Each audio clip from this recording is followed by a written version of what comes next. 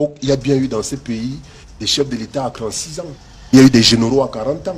Pourquoi est-ce que cette jeunesse ne devient qu'un slogan politique aujourd'hui? Citez-moi un jeune qui gère véritablement un poste stratégique et qui a 36 ans. Monsieur Amadou Ahidjo était président à 36 ans. Que la seule solution, quoi qu'on va dire dans tous ces débats qu'on fera, c'est qu'il faut que le chef d'État prenne ses responsabilités et comprenne qu'en réalité, s'il aime le Cameroun, la meilleure chose à faire, c'est d'organiser une élection transparente et de libérer le pays pour aller se reposer. Ça, les promesses du chef de l'État, les paroles du chef de l'État n'engagent que ceux qui y croient. Nous sommes une jeunesse aujourd'hui, nous ne croyons plus en lui. Je suis désolé de le dire clairement, peu importe ce que ça peut coûter, mais nous pensons que pour sauver l'avenir de notre pays, il faut un changement de l'élite dirigeante. Et ce n'est pas mauvais de le dire, ce n'est pas être anticonstitutionnel, ce n'est pas vouloir la sédition, ce n'est pas ne pas aimer le Cameroun, ce n'est pas l'antipatriotisme, ce n'est pas...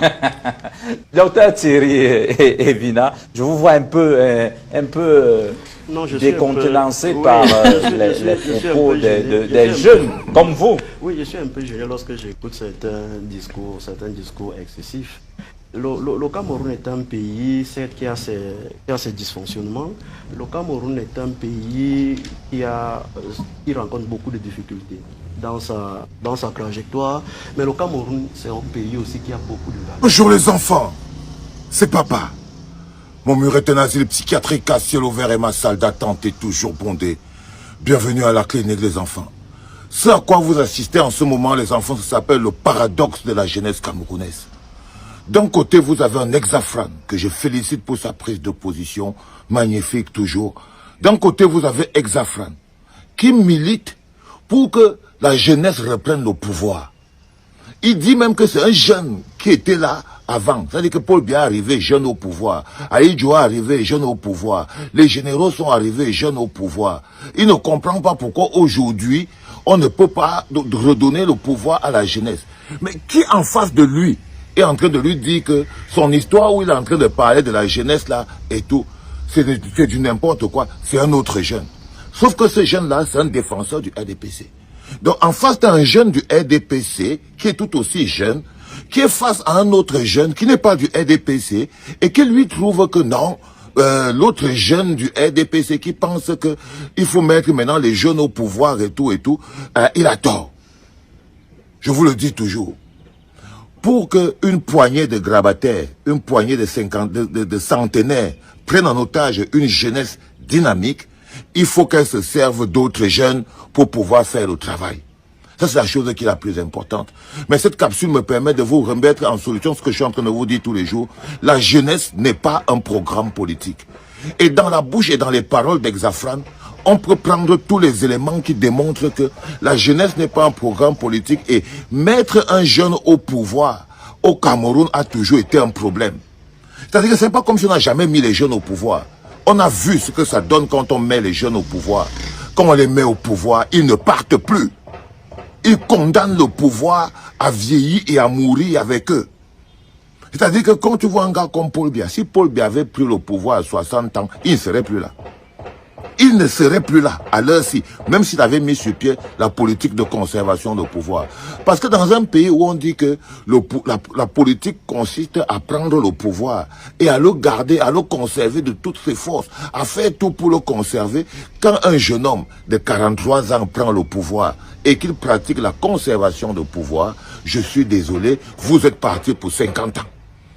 Quand Paul Biya a pris le pouvoir, il était jeune. Nous voici dans la situation où on est. Je vous ai montré la vidéo d'un vieux général Meka. Ça va faire plus de 30, 60 ans. Il est là. Il est entré là, il était jeune. Quand vous voyez Kavaye Yege Djibril, quand il est entré à l'Assemblée il y a 31 ans ou combien d'années et tout, il était jeune. Quand vous voyez Kavaye, il est entré, il était jeune. Donc le principal problème, c'est pour ça que c'est un paradoxe que vous n'arrivez pas à capter. Le paradoxe que vous n'arrivez pas à capter, c'est que le poste de président de la République n'est pas un poste pour venir où les jeunes qui ne se sont pas encore construits viennent se construire. Ça, c'est dingue. Et que lorsqu'on est trop jeune dans un pays où la conservation de pouvoir attrape vite les gens, là où la conservation de pouvoir devient vite l'outil qu'on a besoin pour maintenir le pouvoir, parce qu'une fois qu'on a goûté un peu, on veut caler dedans et tout, c'est le piège du pouvoir. Dès que tu as goûté un peu, tu ne veux plus partir. Dès que vous êtes dans un pays où il n'y a pas de limitation de mandat, Mettre un jeune au pouvoir, ça veut dire condamner le pays. Ça veut dire condamner le pays, surtout dans un pays où on dit que la politique consiste à conserver le pouvoir par tous les moyens du monde.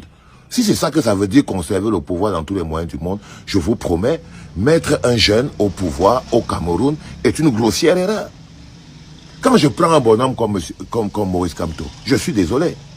Même seulement par son âge, il ne pourra pas faire 20 ans. Pas du tout.